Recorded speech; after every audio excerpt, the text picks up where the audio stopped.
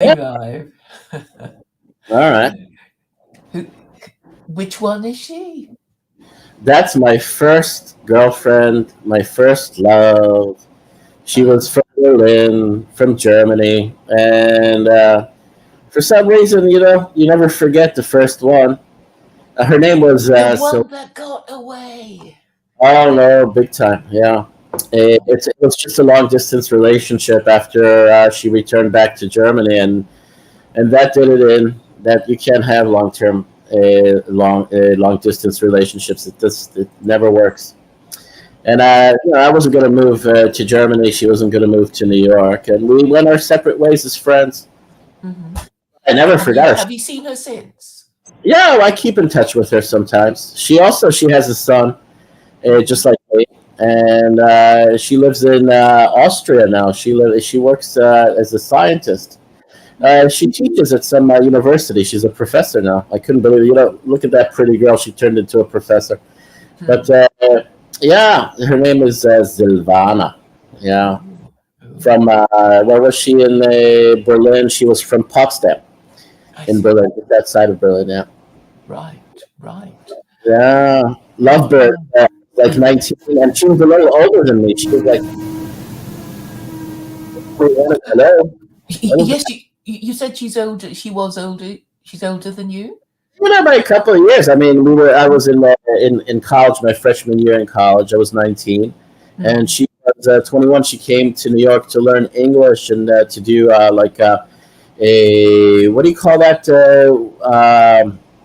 She, I forget the name when Europeans come to America to do like a TOEFL exam, so she Oh, can to learn English, to learn to teach English as a foreign yeah, language. yeah.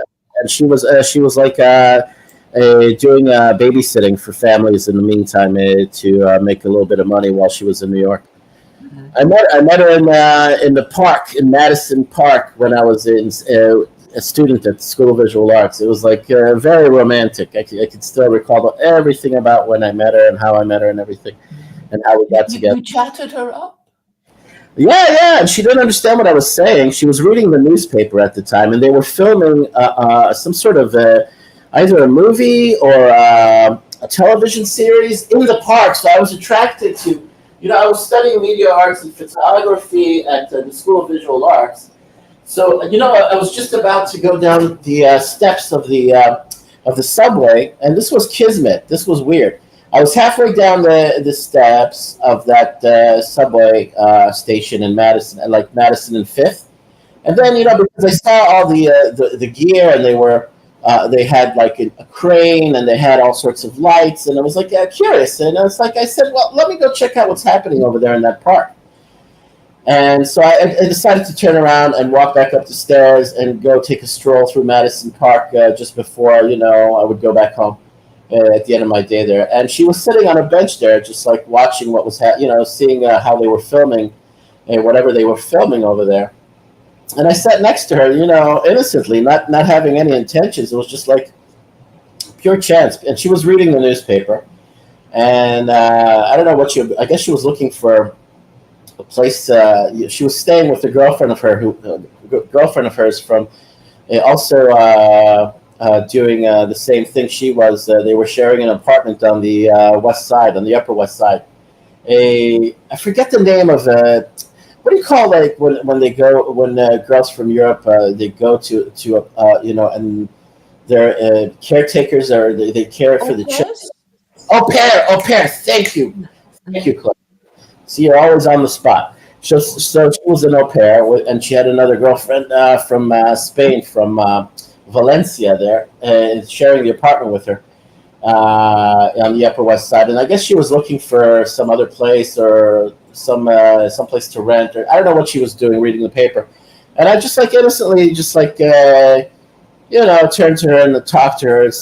She didn't understand what I was saying to her at first, and I was like saying, I don't know what I said to her to chat her up, and and then we started talking, and one thing led to another. I Mm-hmm. gave her my number, and she didn't give me her number. I gave her my number, and I thought, well, that's where it ends. I didn't think she would call me back, but she called me back after a week, and I asked her out, and that's how it all started. And she was my first. I was inexperienced. I didn't. I was a late bloomer in high school. I didn't get started until my first year in college, and that was like an intense, passionate love affair with her. Yeah. But yeah, it lasted until it lasted, and then Yeah. people move on. But Yeah. anyway, so what did I want to tell you? I was going to update you. Yeah, there's a lot of things happening, and I think it's worth noticing that yeah, Israel's politics is getting very stormy, and this current unstable coalition is about to fall apart. It's in the mainstream media; they're expecting it any day now. And what our prime minister is doing is, threatening war against Iran. He's a dipshit. He's an American. He embarrasses me. He's an American. Yeah. Well, because they're really stupid. They think they can nuke everyone as a way of solving the world's problems. Yeah, for sure. He's an asshole. He embarrasses me for being an American Jew that even went to my yeshiva in New Jersey. I told you I have something in common with him. I was like a couple of classes, a couple of grades behind him when he was at the same yeshiva in New Jersey, up in northern New Jersey, Paramus. There's a yeshiva there called Yeshiva Yavne, and he was there while I was there in that yeshiva with my brothers. But whatever, man. He's a self-made high-tech mogul here in Israel. He made a lot of money as a developer or as a sort of like startup for manufacturing for high tech. He's well off. He's got money, but he's an asshole. Him and his wife, they're both corrupt, and they're both on the take. And this is how they keep the Israeli coalition together, by way of bribes and being extorted. And it's out in the open. It's a left-wing government with European influences from all sorts of countries that have it in for Israel as a Jewish state. They want to undo Israel as a Jewish state. We have enemies in Europe that pretend to be our friends, but they're enemies. They're the same old people that have been our enemies for centuries. Who wants to undo Israel as a Jewish state? Yes, why? yes. Who and why? Because I'd say it has there are elements of the World Economic Forum that are in league with the Vatican. There are elements of the secular governments of Scandinavia, like let's say Norway or Holland, or even in England. We have friends in England. We also have enemies in England. We have friends and enemies in Europe. It's not all enemies, but they don't like the fact that Israel could become a religious state. They want to keep it a secular state, and they want to keep it multicultural, and they want to keep it from being a purely Jewish state, or like what you said, a theocratic sort of like a theocracy, a theocratic government. Well, but they can't stop the momentum of what's happening, because it's not even the will of the Jewish people living here that are wishy-washy. It's the will of God, and it's the will of the Creator that Israel should soon be a Jewish state. Sam, I have to interrupt you just because I have to go to answer the doorbell. Excuse me. No problem. Sure, no problem. Go ahead.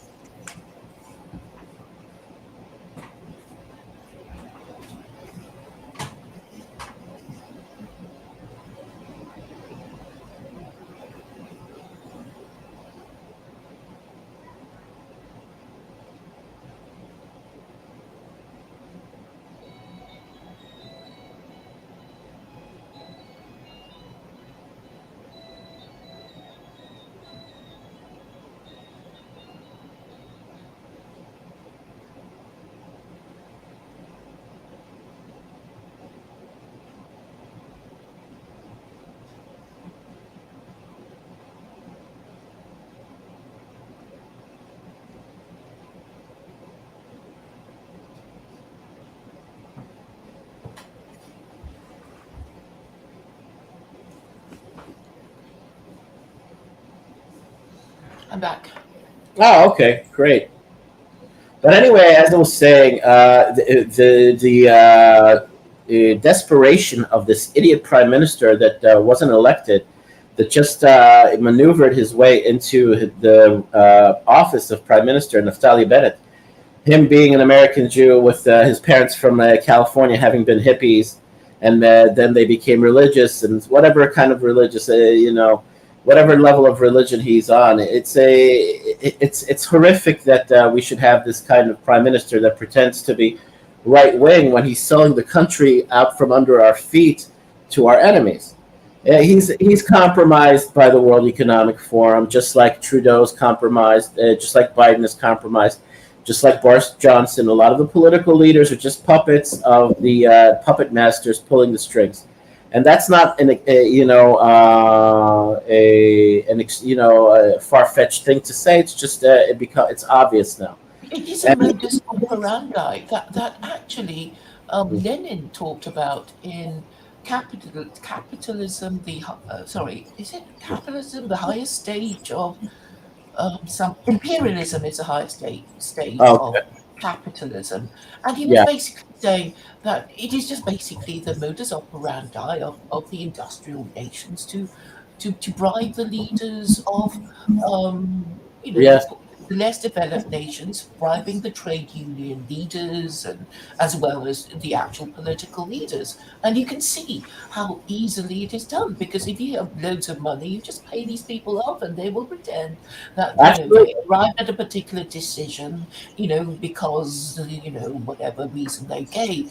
And I don't know if you saw a movie called Black Panther. You may have heard of it. Who? The Black Black Panthers? Panther. No.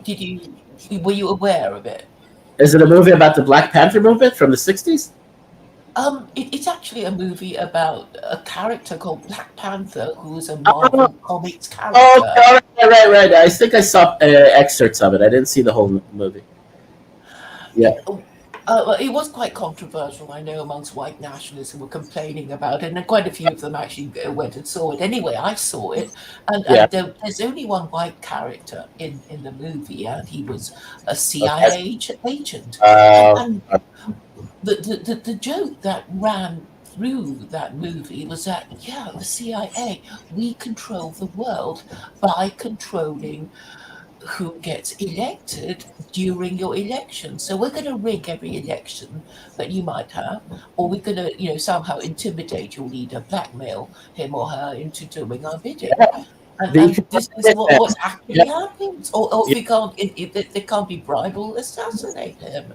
Well, it's And basically. Mia Kahane, I don't know if you think Mia Kahane he was assassinated, but uh, maybe you know a bit more about that and the Who? background. About who? Rabbi Kahane, he was Oh, assassinated. right. Yeah. Exactly. He wanted a theocracy. Right. I mean, he actually said, and some American journalists were saying, "Oh, you just want, Americans to die for your your Jewish theocracy." And he said, "No, we Jews can do it ourselves. We don't need your help." And then he actually got a lot of votes, and then he got too powerful, and I guess he had to go. Do you know of this book? I agree that it wasn't just an Arab plot to assassinate him. It might have been Israeli left wingers that had him assassinated under the guise of terrorism and an Arab assassin. Yeah, the They, Egyptian, the mentally unstable Egyptian, who yeah, was apparently the culprit. yeah, but it's a plot. I think Israeli left wing government people or the elites here wanted to get rid of him. He was we have a fifth column here. We have the Gais Hamishi. In Hebrew, we say Gais Hamishi for fifth column. We have saboteurs from within in our society, in our government, in the religious context. They're known as the Erev Rav, the souls of the mixed multitudes, the dark, twisted souls of the mixed multitudes that undermine everything about the Jewish people and our faith and our religion and our destiny. But their time is up because we're on the But edge you of. can spot these people. I mean, in the last few days, I've thought of a system to actually catch these people out. Because anyone who has a religion will know what the principles are. Do you believe there's 13 principles of Judaism and whatever? And any Jew who hesitates or quibbles about them, it's like, well, the suspect. And then Yeah. all other signs that you can tell.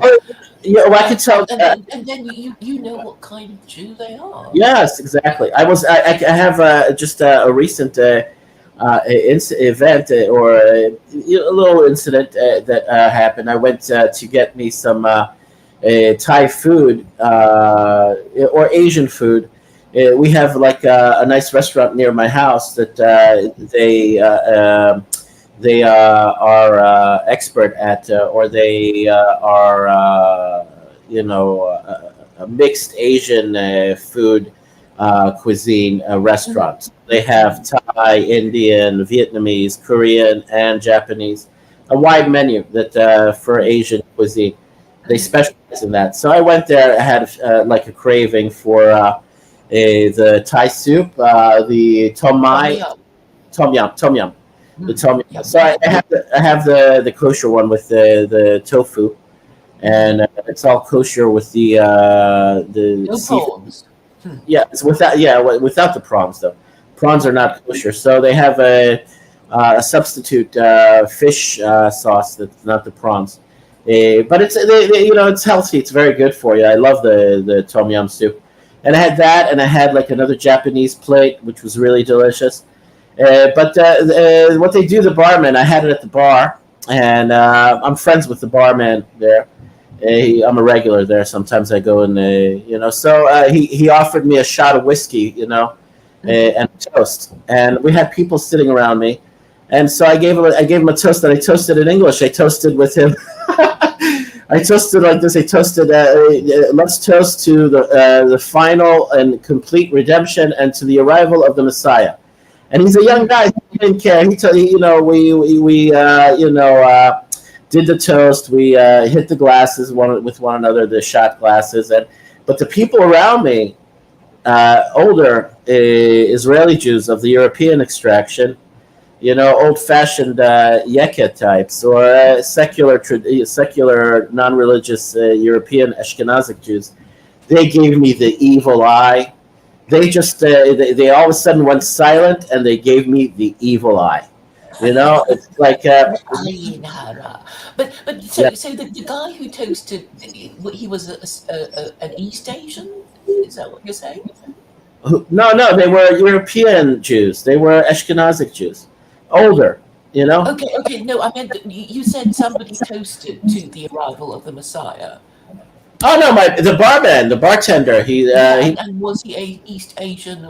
No, he was also Ashkenazic. He was, I think he was Ukrainian Russian, but he's young, tall, blonde, very well built. He had tattoos and everything, but he's not he's not an asshole. We have the older generations. They're assholes about religion. They don't want Israel to be a religious state. The leftists, the progressives here, they have sort of like they have like a cringe reaction to talking about God, talking about faith, talking about Judaism. They were raised on Israel being a non-religious, atheist, secular, multicultural state. These are the early Zionist types that are anti-religious, that are atheists, and they're mostly of the European extraction. So they gave me the evil eye, and I looked at him and I smiled. I said, I don't give a fuck what you think. You're not in control of this country anymore. It's we have more religious people here and more believers, not necessarily ultra orthodox, but most of the Israelis that are Jews are not against the faith. They're pro Judaism. They're pro tradition. They're pro Jewish history. And the other, the highfalutin Ashkenazic types that used to think that they're, number one and we're the elite. It's just going back to how the country gets undermined and how the country gets stolen from us, or sold out from underneath our feet. Everybody knows that in Jerusalem, our Supreme Court building was donated by the Rothschild family out of England. And this was in the 90s during the time that Rabin and Perez were in control of the country. They donated a new building right next to the Knesset. They built it on their dime, but the terms were that nobody would know how much it cost them. They would choose the architects. They would choose the design. And guess what? It's all Freemasonic. There are 1,001 Freemasonic symbols in that building. And there's a huge pyramid made of bronze that turned into green, like from the rust, with the Eye of Horus at the top of it. It is grotesque. And everything about the interior design is Freemasonic. There's Freemasonic symbolism, Freemasonic floor mosaics. It's just, if you could see a video, I want people to see this. Because this is how Israel gets really undermined, and we end up having the enemy actually ruling us undetected by way of, like what you said, donations, by way of charities, by way of buying our representatives, buying our media, and buying our Supreme Court. This is a short video, so this is why I'm also praying that it all ends soon, and we don't have to deal with these people anymore, because even the Vatican has a hand in this, and old powers out of Europe have a hand in this, in undermining Israel and keeping us from being what we should be. Okay, 1 second. Supreme Court of Israel. And it's all going to have to end soon. It involves the very dramatic events of Messianic revelation. Supreme Court of Israel, Rothschilds. Some Israelis cringe at this. They don't like this. They don't like to have to face this. These are ugly truths. That this should be in Jerusalem, right next to the Knesset. Here. Knights of Malta Rothschilds built the Supreme Court NWO Justice Court of here. 1 second. Let's see this. It can be construed as a little it's not anti-Semitic. It's just critical of who's really in control of Israel. And it bothers me. It gets under my skin, because these are tropes that anti-Semites and Jew haters outside of in Europe and America like to use to criticize us. Even if I give you the material, they'll still try to use it against us and say that there's a plot and there are people in Israel trying to rule the world, and with the Rothschilds and everything. But they're undermining us. They're keeping us down. They're keeping us from being Jewish or from having a Jewish state. Or from having a religious liberalism, though, isn't it? I mean, the liberalism undermines the group identity of everyone, right? Jews and Gentiles, and people don't get it, right? Which is extremely frustrating, because it's obvious that there doesn't even have to be a plot. It's sort of like, well, if you eat food that's infected with salmonella, you're gonna get ill. Right. You recognize this food for what it is after so many generations of food. They do it in our faces. They do it to our faces. They do it with no shame. They do it even though we've identified them. They do it even though all of this is out in the open now. And Israelis have become so jaded that they don't really speak out as much as they should about it. Go ahead and play that in full screen, and you'll see what the Supreme Court is all about. That's the Supreme Court building in Jerusalem.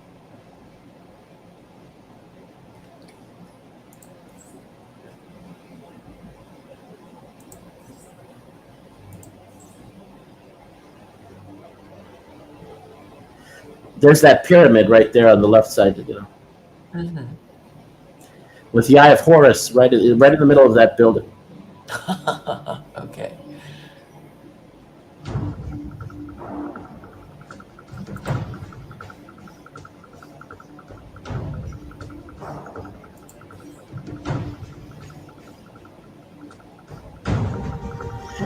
It's all Freemasonic.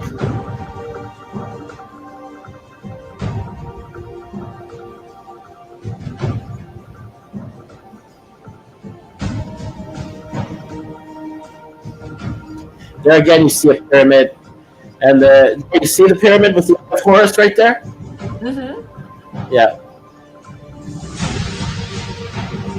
This is also found in Eilat. They have the Freemasons in Israel, and also in Tel Aviv, and Eilat, and many places in Israel.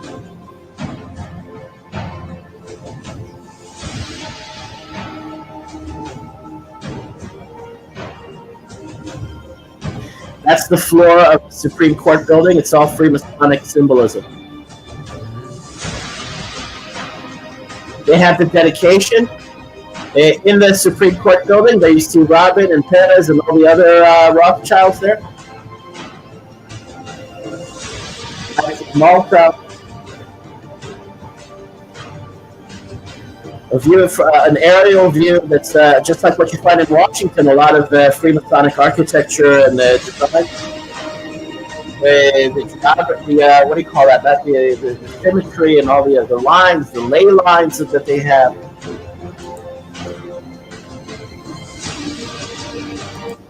And again, an obelisk. This you find in Washington, and in London you find nonstop these kinds of symbols. Mm-hmm. And there's a fertility symbol, a stairwell inside the Supreme Court building.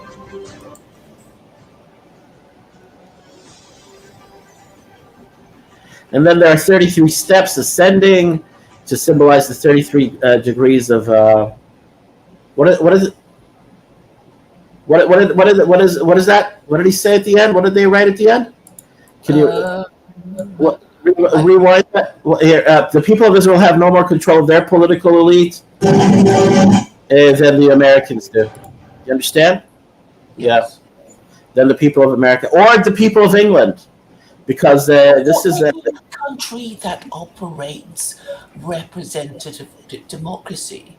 Mm-hmm. That's why Iran rejected it, China rejected it, and Russia, if it knows what's good for it, would reject representative democracy. And this is what also George Washington, known to be a Mason, was rejecting. I was talking at great length. Every time I see an American, I say George Washington disapproved of political parties, and they go, but we don't want to say.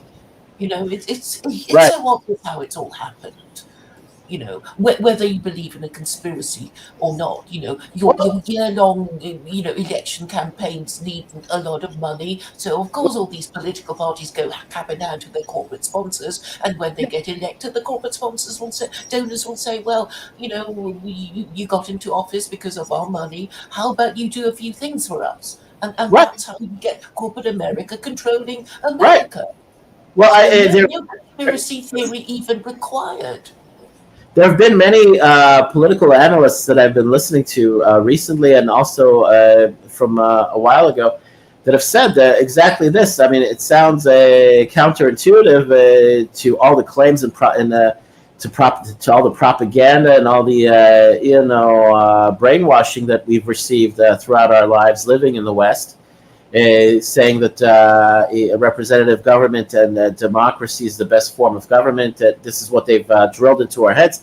But American political analysts in Athens or the Republic of Rome, it's like any basic knowledge of ancient history would tell you. Yeah. How long did it last? So these political analysts, I recall them saying this, and I'm in agreement with them. They said it is the most corrupt form of government there is. Representative democracy is the most corrupt and corruptible form of government there is. Parliament and representatives. It's the way. I think it was even on Alex Jones and Gerald Salente and a lot of public YouTube figures or internet figures have come to the conclusion, because of the state of America or of Western countries and Western governments, including Israel's, is that our politicians are the most easily bribed people there are. They sell us. They sell the people down the river right out from underneath us. They sell our country, and they corrupt everything. They corrupt us. Everything becomes about cutthroat. Dog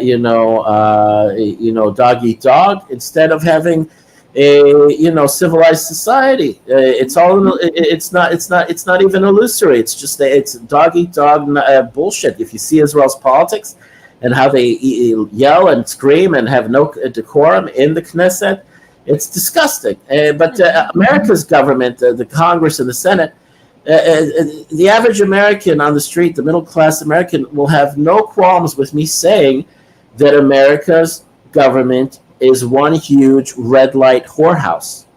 You know, and this is how I felt for the longest time. Did I ever send you a link to one of my videos called The Operation of Democracy? I feel I must have done. You might have. I might have skimmed through it, skimmed over it, but I know enough to say that a lot of people are discouraged and disillusioned with America's and Europe's and even Israel's form of supposed representative governments, because they don't work. They don't. Yes, and I guess what I'm trying to say is that video is not me droning on, but actually a reading from Mein Kampf.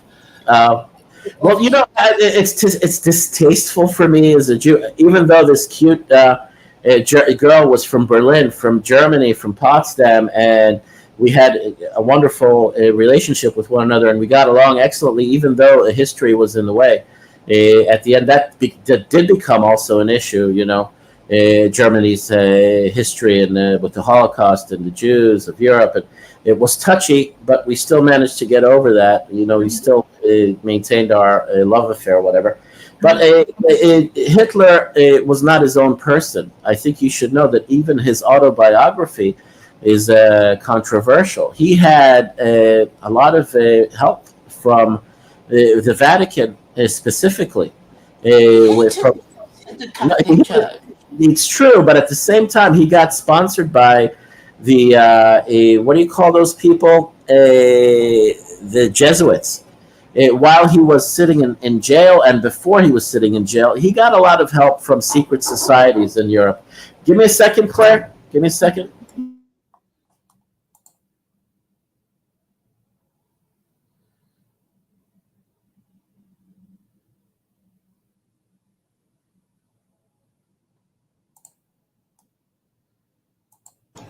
Yeah, I'm back. Basically, I know what it's what Hitler said, and that's why his book is still in print, and people can go buy it in any bookstore. You know what he said about democracy? Because that was actually, I thought, way more radical than anything he said about Jews. Because basically, Christians are inherently anti-Semitic, because if they take any of the narrative of the story of Jesus seriously, then they would have to believe that Jews wanted Jesus dead. Yeah. But what I'm talking about is Hitler's actual observation of how democracy operated when he was living in Vienna, and Right. And I thought that was very interesting in how he was saying, way back then, there appears to be no accountability, or the Right. people He were just, mediocre intellect. Everybody who knew him intimately and closely all said he was a boorish person. He wasn't a big intellectual. He wasn't that smart, and he had people around him, not just sponsoring him, but also speaking for him or giving him scripts. He was not so much his own person. He was being used, as much as from all different sorts of powerful organizations and secret societies in Europe and even in America. He was charismatic. He was a good speaker. But he was not the greatest intellect. People who knew him closely and intimately said he was voraciously. We know that. Yeah, but what he was reading was garbage. He wasn't reading. He wasn't a high intellectual thought leader. He was a charismatic speaker, and he was persuasive, and he was passionate because he had enough about Christianity to hate it.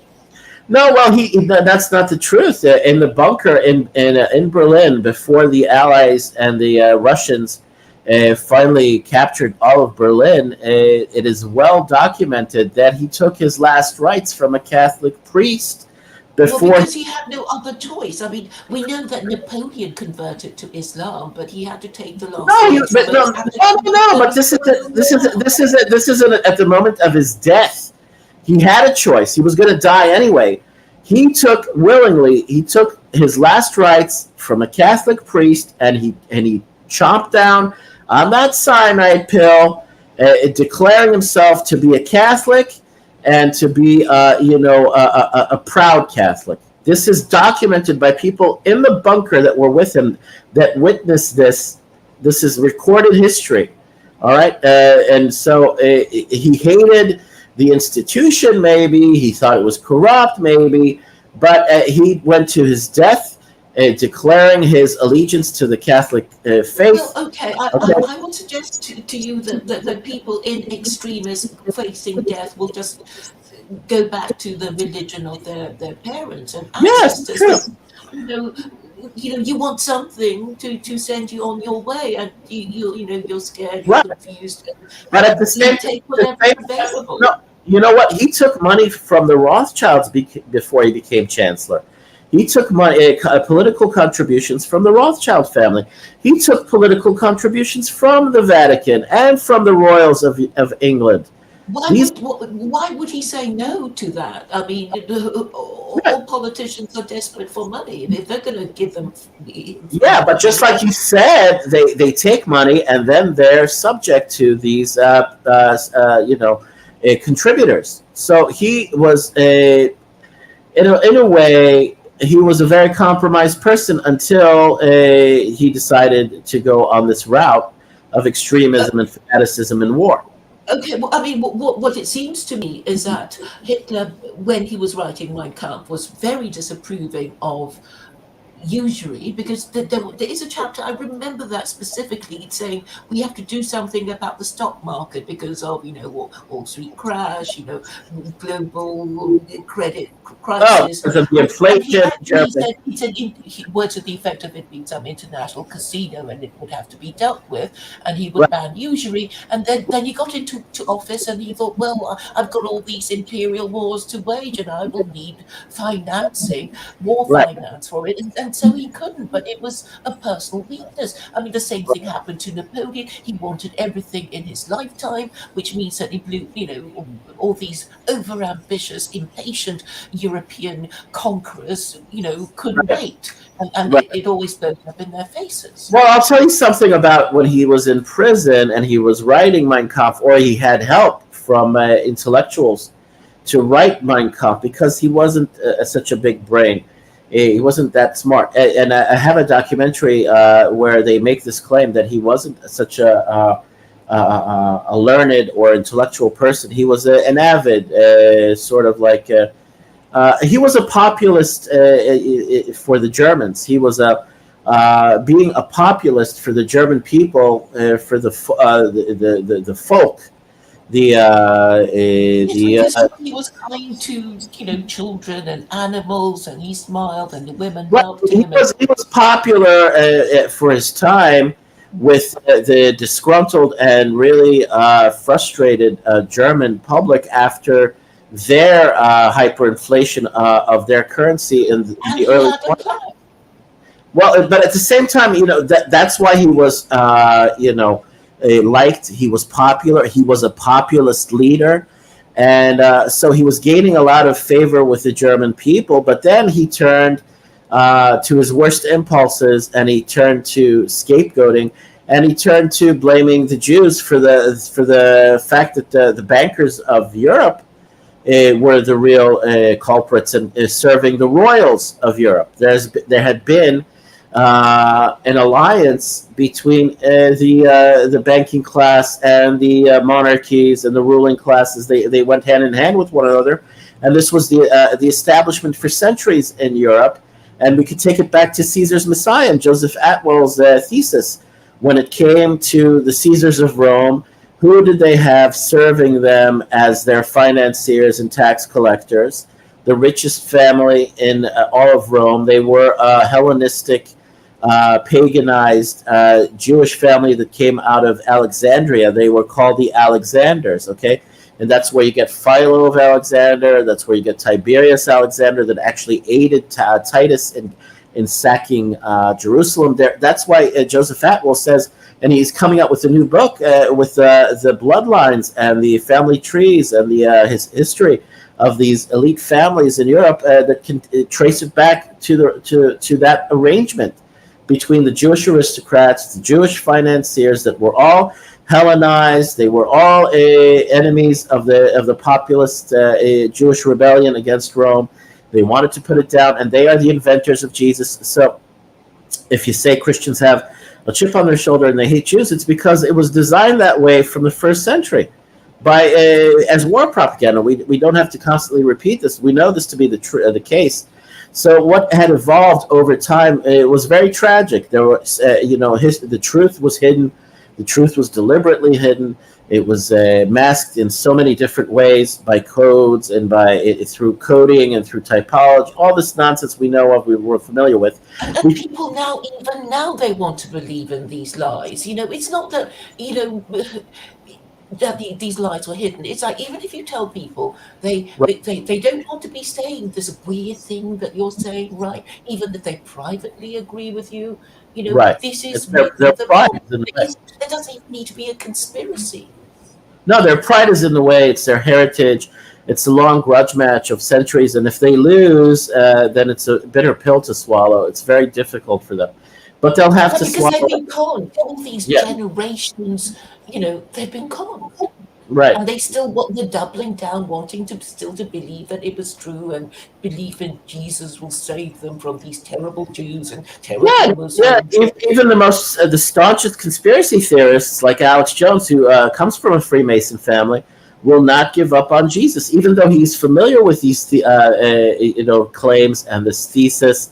It's too much for them. It's just they can't deal with it. They want to hold on to Christianity, even though it's failed, even though it's been exposed. Even they want to focus on the positive aspects of that religion, but they don't realize what it was founded on, what its foundations are.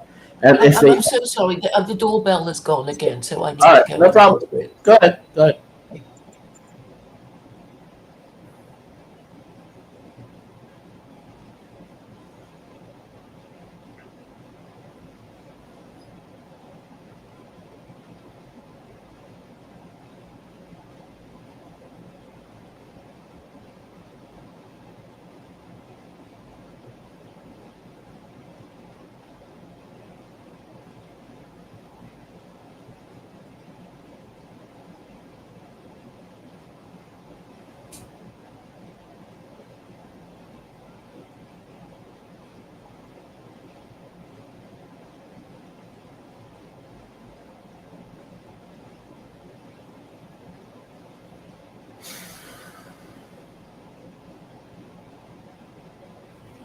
Here I am.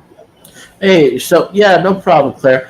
The thing is that we've had decades now of the access to the internet and widespread access for every group, every class. It's very egalitarian as far as the sharing of information.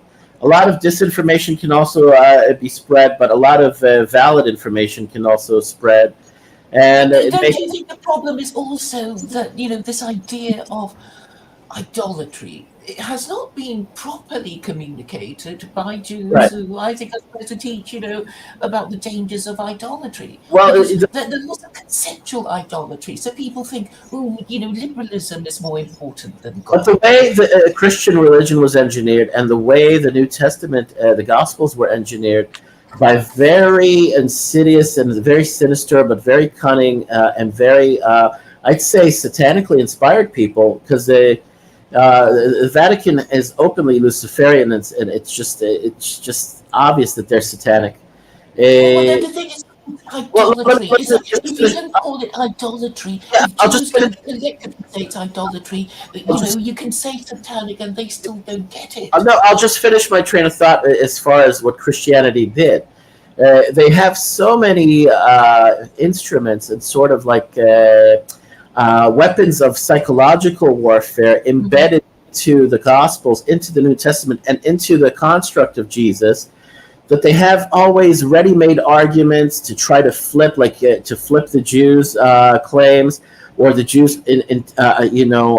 obstinance in rejecting Can you Jesus. think of what? I mean, I'd like to know what they are because I Well, don't know because what I want to vomit whenever I think of it. It makes me nauseous. It makes me want to throw up.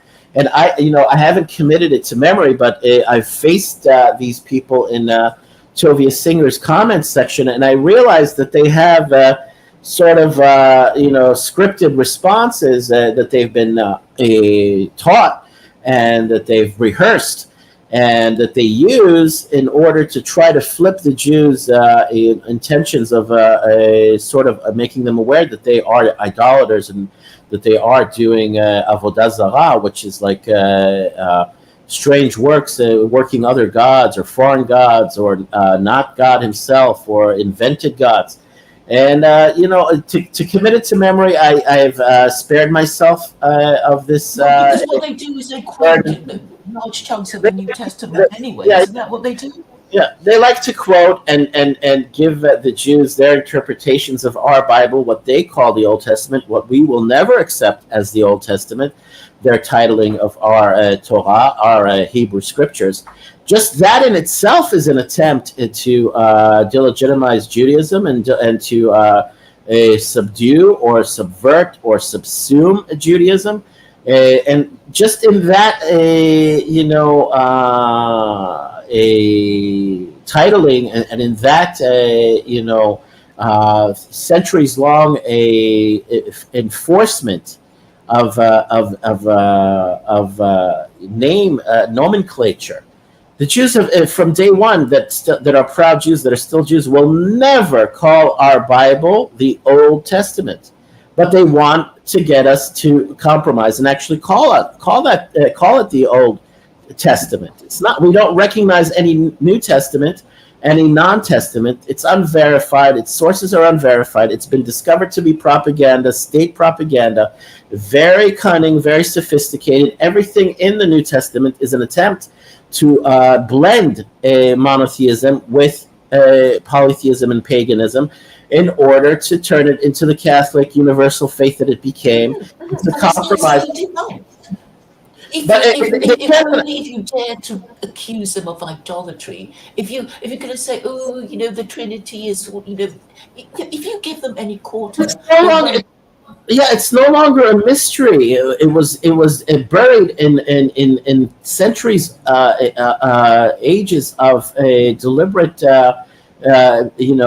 shade and mystery, and because it's unverifiable and unverified, and it had the backing of the state, and we talked about this, the right of kings, the divine right of kings. All of this information was deliberately suppressed.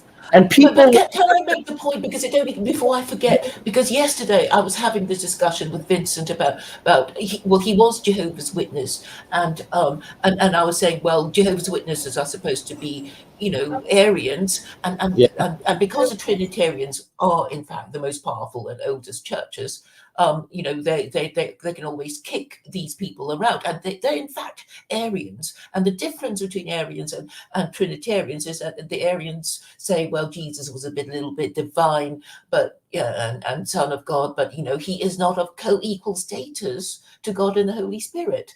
So that is the doctrinal divide between Jehovah's Witnesses and the Trinitarian kind of Christian. But you can imagine, at the Council of Nicaea, when basically Constantine said, well, I'm going to call all the Christian bishops of Rome, and I want them to agree a doctrine, and then I will use that as my imperial religion, because I can see the imperial cult is failing. So they all did that, but they couldn't agree. And I'm just imagining, assuming that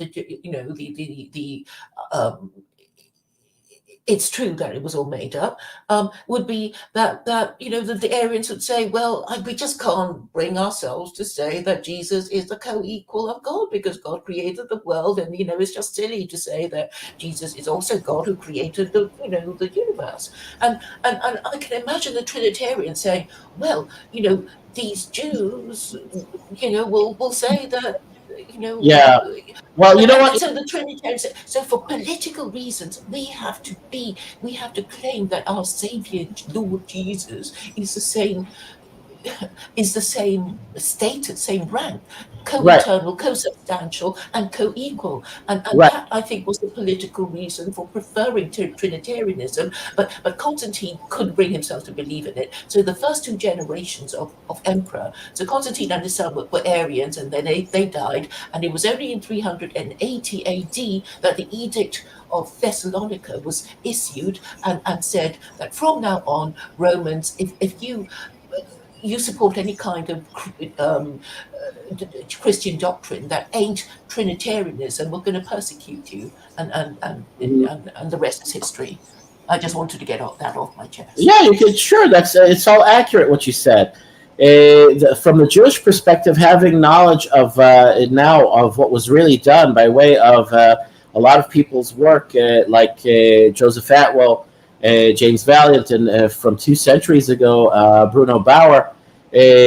I'll agree with you, and even Bruno Bauer became sort of like anti-Jewish because of the fact that he didn't like the fact that Jews, just like you, became very assimilated and bourgeois into German society, and they started climbing the ranks of German society without properly challenging and arguing against Christianity in order to free the minds of the subjugated populace of Europe that were subject to the rank sophistry of the upper classes, using the religion to keep them suppressed or controlled.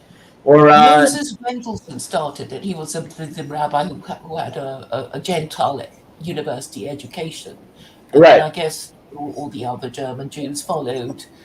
Yeah. But the thing was, he never could actually tell these Christians what he really thought of their religion, and this is the obstruction that Jews need to get over, even though they must fear anti-Semitism, because. Well, yeah. Well, it's very touchy because Israel is so reliant on the help of Christians and evangelicals. And it's always with the condition and the terms that we don't want you missionizing Jews in Israel, but we end up being lackeys and weaklings, and they do it anyway. So we have to. Because you're an American protectorate. I mean, that is the thing. That's why you have global homo and gay pride parades in Tel Aviv. Yeah. We don't like it. We don't want it. Majority of Jews here don't want it. Here, I want to read a portion of Bruno Bauer's biography from Wikipedia regarding his anti-Semitism. This is from 2 centuries ago. And this is a dynamic that hasn't changed very much since. Because, and again, it's especially European Jews that have grown accustomed to living under the protection of Christian kings and queens, and also in America, under this, you wash my back, I'll wash yours kind of relationship between Christians and Jews in America. Anyway, so this is Bruno Bauer. You can look it up in Wikipedia on his attitudes towards anti-Semitism. Beginning in 1848, critics accused Bauer of promoting a virulent anti-Semitism in print within reactionary circles. Bauer's views of Jews and Judaism is considered by some to have been absolutely negative, both when considering the past and when contemplating the present.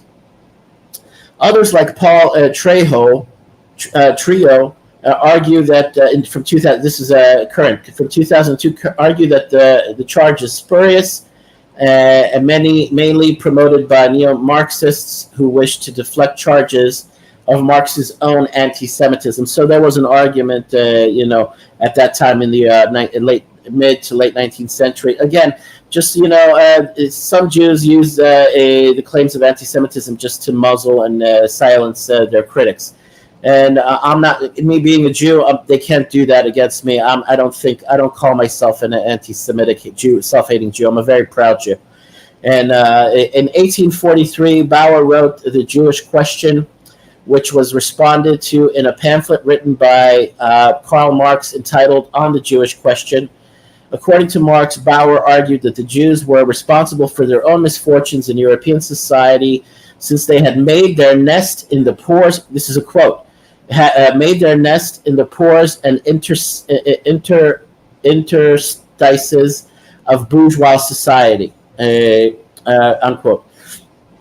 Jacob Katz contextualizes Bauer's anti-Semitism with his passionate anti-Christianity, the latter of which caused Bauer to lose his professorship. So he got fired. Although, according to Katz, Bauer was, quote, equally impatient with Christianity as he was with Judaism. Bauer would frequently diverge from a review or opinion piece on Jewish writers or thinkers into a general consideration of, quote, the Jew as a type, unquote, grasping at whatever negative characteristics he could find. He was frustrated with the Jews because of the same reasons you're frustrated. The Jews don't want to rock the boat. They don't want to rock the. I'm continuing on. Others, like Paul Trio, write that Bruno Bauer is widely accused of being a passionate anti-Christian on the one hand, and is also widely accused of being a right-wing Christian on the other hand. Karl Marx and Friedrich Engels, for example, wrote 2 books against Bruno Bauer, ridiculing him as a right-wing Hegelian. There's no shortage of scholars further who join the translator Lawrence Struklovich in claiming that Bauer's publication, The Trumpet of the Last Judgment Against Hegel, the Atheist and Antichrist in 1841, was an earnestly right-wing Christian protest against Hegel. So the histories about Bruno Bauer are inconsistent and self-contradictory. The man was complicated. He could have been pro-Christian, anti-Christian. He could have been many things, just like we are today. A few scholars accuse Bauer of anti-Semitism. David Leopold's article, The Hegelian Anti-Semitism of Bruno Bauer, History of European Ideas, from 1999, argues that Hegel and Bauer were both anti-Semites.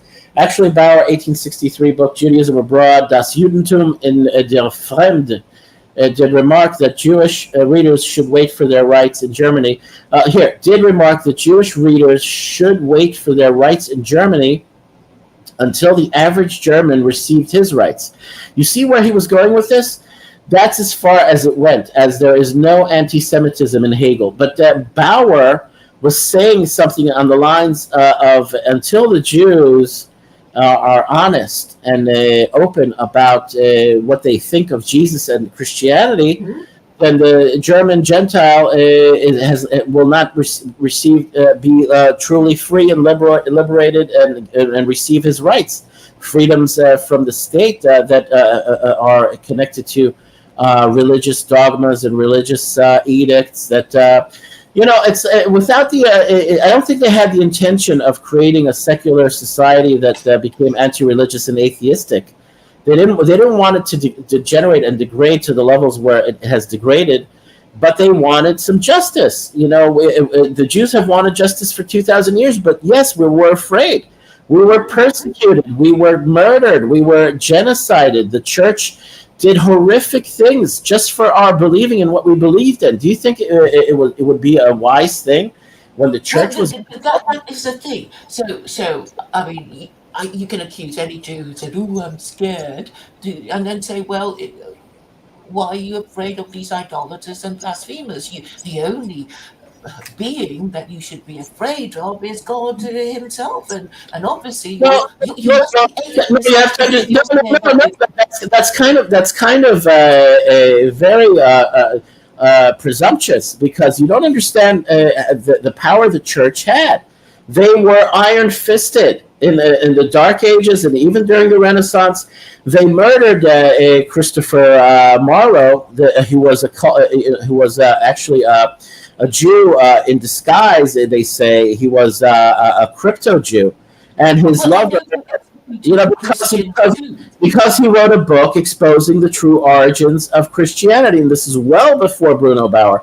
All right, so there was a lot of intimidation, and until after the Holocaust, the Jews were intimidated, and so that's why you have a Gentile like Bruno Bauer actually exposing the Roman provenance of Christianity and not Jews. Even though Christopher Marlowe was also a supposedly Christian, he was a crypto Jew along with Amelia Bassano that helped write the King James version of the Hebrew Bible into English.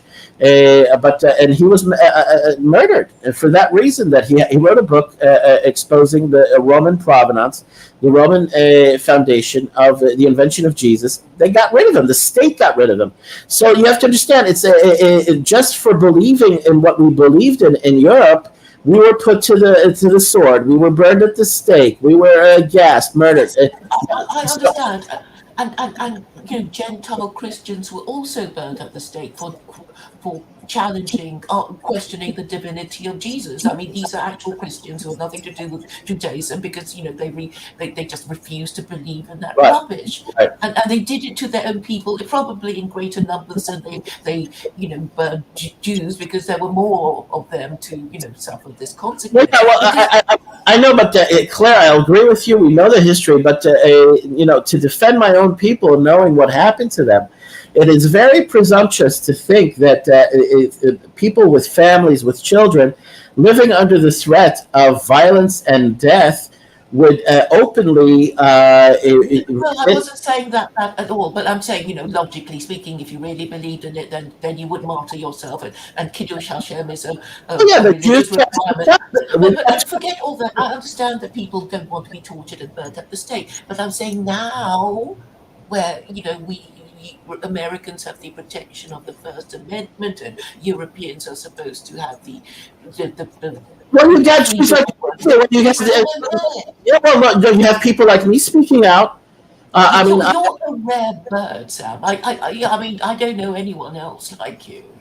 All right, to give it to them with both barrels. Well, you know, my Hebrew name means free bird, you know, so I am a rare bird. I don't care at this point. You know, but yeah, I'm throwing caution to the wind because my faith in the arrival of the Messiah is what strengthens me. I know that for a fact that we don't have much to worry about as far as our open speech out against, you know, this lie that has persisted for centuries, that has persecuted us and caused us so much grief and strife. I'll read a little more about Bruno Bauer. He's very intriguing, interesting character. But I have to take my son home in about 15 more minutes. So I'll end it with this. His argument against the existence of Jesus, okay?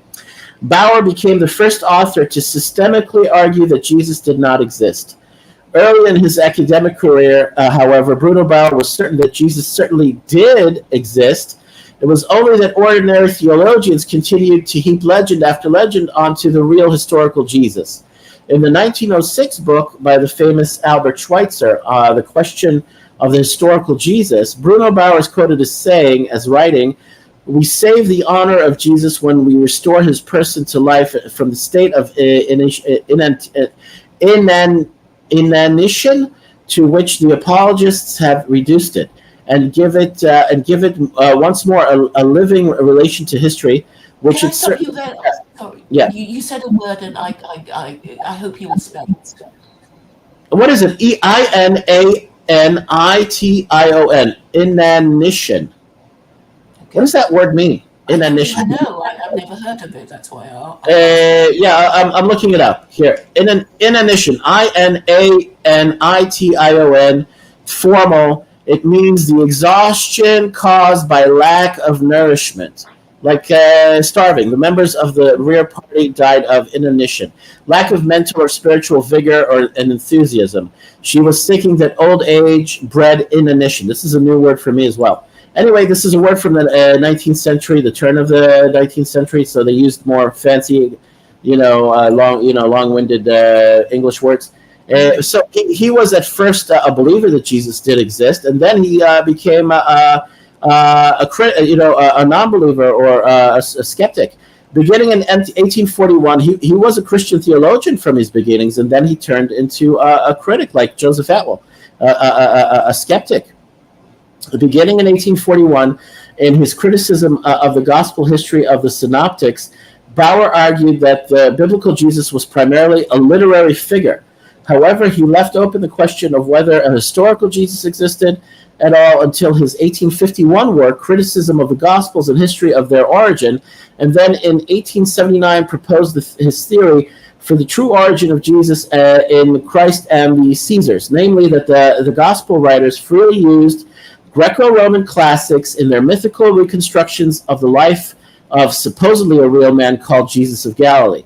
We should note, however, that in his opinion, Bruno Bauer remained close to the dialectical theology of Hegel. Hegel hailed from the rationalist school of biblical critique, starting with Johann Gottfried Herder and Heinrich Paulus, who had been Hegel's employers during his early days. There was, in fact, a large movement of Bible rationalism in the early 1800s. Hegel and Bauer were both part of that movement.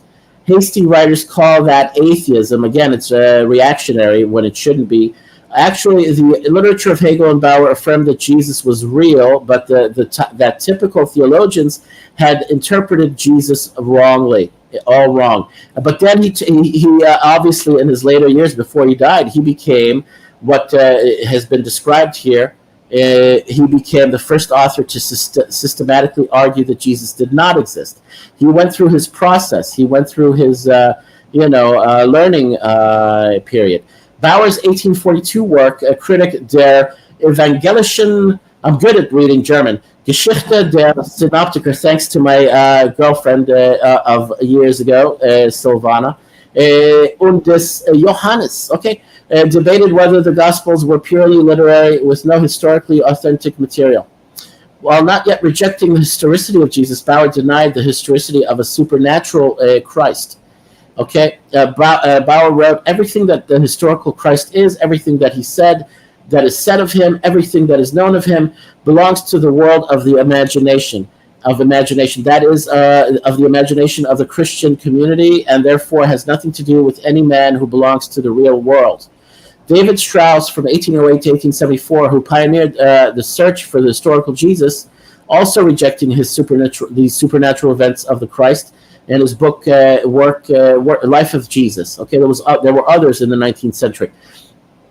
This is kind of long-winded. I'll end it. It's just two more paragraphs. In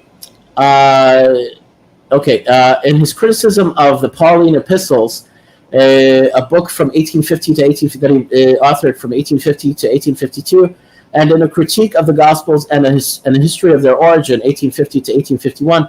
Bauer argued that Jesus had not existed. So it was like he was growing, he was developing. Schweitzer notes, at the end of the study of the Gospels, Bauer is inclined to make the decision of the question whether there ever was a historical Jesus. It depends on the result of a further investigation which he proposed to make into the Pauline epistles. It was not until 10 years later that he accomplished his task. Kritik der Paulinischen Brief, criticism of the Pauline epistles, written in Berlin, and applied the result of the new edition of the Criticism of the Gospel History. Okay, criticism, the result is negative. There never was any historical Jesus. That was the conclusion. In Christ and the Caesars, he suggests, written in 1879, he suggested that Christianity was a synthesis of the Stoicism of Seneca the Younger and the Jewish theology of Philo of Alexandria, as developed by pro-Roman Jews such as Josephus. And the history of Josephus is also in question. That character can also be a nom de plume, just like William Shakespeare and others. That could be a conglomeration of intellectuals from the Roman imperial cult that wrote under the pseudonym of Josephus. Okay, that's a false biography, a false character, just like Jesus. Bauer's work was heavily criticized at the time. In 1842, he was removed from his position at the University of Bonn. Still, Bruno Bauer's works were well cited throughout Europe for the rest of the 19th century. In the 20th century, his work had little impact on future myth theorists. Christ myth theory proponents still assert the threefold argument originally asserted by Bruno Bauer, allegedly, is that the New Testament has no historical value, that there are no non-Christian references to Jesus Christ dating back to the first century. That Christianity had syncretistic or mythical roots. That's well understood now. This is the last paragraph. This one-sided interpretation by the author Van Voorst is quite common, but others like Paul Trio say that such an interpretation lacks the nuance that we find inside the pages of Bruno Bauer's actual works. They say that Bauer didn't deny the existence of Jesus of Galilee, but merely questioned the legends of nature miracles told about him. Like Hegel and the rationalist school, Bruno Bauer would focus on the historical environment and the teachings of Jesus rather than engage in sophomoric debates about the reality of nature miracles. Objective scholarship on Bruno Bauer is overdue. And you know who has done the real objective scholarship on Bruno Bauer? It's a person like Joseph Atwell. I'm sure he read a lot of Bruno Bauer's work to be inspired to write Jesus, Caesar's Messiah, the true history of who Jesus is, according to the Gospels, the real, the motivation, the real drive to want to invent that character found in the Gospels and the New Testament. So there are all sorts of theories. Even Jacob Berman and Professor Eisenman from California State say that it's very likely that there were, kings being groomed and prepared to take over, and priests and kings from the Essene community were in the first century, in the early part of the first century, being prepared to replace the corrupt Hellenistic temple priests that were under the rule of the Romans as, client kings and protectorates of the empire, province of the empire. The elites had sold out the people. That's why the people revolted in the first century. So it's very likely that they took a real history of real persons that were crucified, and they molested that history to create Jesus. There are elements of something. We know that this is the theme here. We know that this is the genre here. They took elements of real history. They molested it. They reshaped it. They re-engineered it. You find the names of rebel leaders in the Gospels as apostles of Jesus. The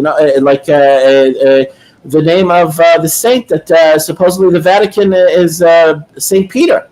That guy was a rebel leader. Simon, it was a rebel leader, and that was actually put to death in the first century in the Forum, in that area where the Vatican was built. So it's all very devious. It's all very. I could use all the words to describe it: pernicious, insidious, devious, sinister, hideous, cynical. And it turned into a world religion, and to have to deal with 2,000 years of baggage. To undo it, it's very difficult for Christians that were raised on Jesus to do that. For us, it should be easier because we do have a huge chip on our shoulder over the history of Christianity and the invention of Jesus and what we had to suffer because of it. I know for a fact that a rabbi like Rabbi Singer, if you want another special bird, a rare bird, then you got another one right there. He's not afraid. He's courageous. How many of our people had to be murdered, slaughtered, and raped in order to conceal the true history of Christianity and of Jesus? Just by our believing in what we believe in and rejecting this invention, rejecting Jesus. Oh, how dare we reject him? And now when the truth comes out fully, it's like, I spit in all of your fucking faces for forcing us to deal with this argument for so long, when it should have been buried centuries ago. And I don't hate Christians. My first girlfriend was a white, blonde, blue-eyed German, Ubermenschen woman, and I fell in love with her. It's like, it's not that I hate Christians. I don't. It's just this bullshit it has to die already, Yeah. And that's I gotta go, Claire. I have to drop off my boy. All right. Okay. So it was coming. All right. Thank you. Take it easy. Bye. Bye-bye.